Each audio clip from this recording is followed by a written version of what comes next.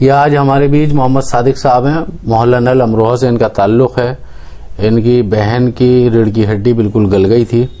अमरोहा के बाहर दिल्ली, मेरठ, अलीगढ़ जाने कहाँ ये होकर आए हैं और डॉक्टर्स ने उसमें सैंपल भी लिया है उस हड्डी से, बैकबोन से, और कोई उम्मीद उसमें नहीं जताई।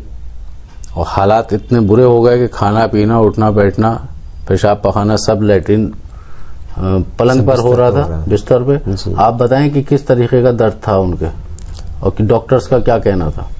तो डॉक्टर्स का तो ये कहना था, बोलिएगा। डॉक्टर का तो बस ये कहना कि ठीक हो जाएंगे, लेकिन कोई सुधार नहीं आ पाया उनकी तबीयत के अंदर। बस दिन पे दिन तबीयत जो है ना उनकी बिगड़ती चली गई। जब यहाँ पर जब कुछ नहीं हुआ तो दिल्ली लेके गए।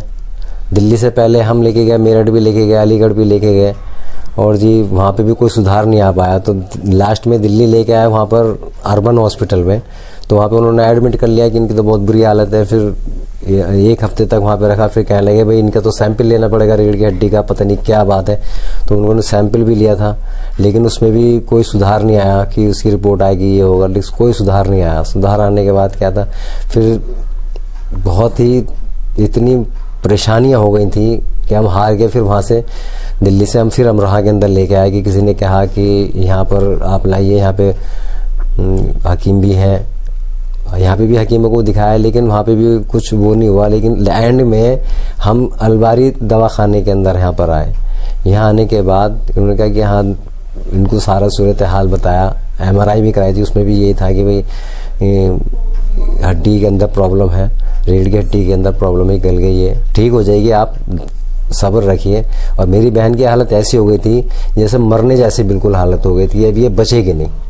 आज अल्लाह का शुक्र है, अलबारी दवाखाने के अंदर हमने इनका इलाज कराया है माशाल्लाह। अब जो है ना अच्छी हो गई है, तंदुरुस्त होगी माशाल्लाह। अलबारी दवाखाने में आने से पहले ये कितने अरसे बीमार रही इसमें?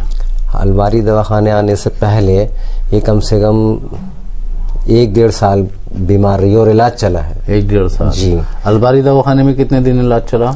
अलबारी दवाखाने में 8 महीने इलाज चला है। 8 महीने जी। और अब इलाज बंद हुए कितना अरसा हो गया? 2.5-3 साल हो गया। 2.5-3 साल जी। इन 2.5-3 साल में उस तरीके का दर्द या किसी भी तरीके का कोई दर्द उस जगह पे महसूस हुआ? नहीं, कुछ नहीं, अल्लाह का शुक्र है, बिल्कुल जड़ से खत्म हो गई है। जो इलाज अलबारी दवाखाने के अंदर हुआ है बिल्कुल जड़ से उखाड़ के फेंका है उस मर्ज को।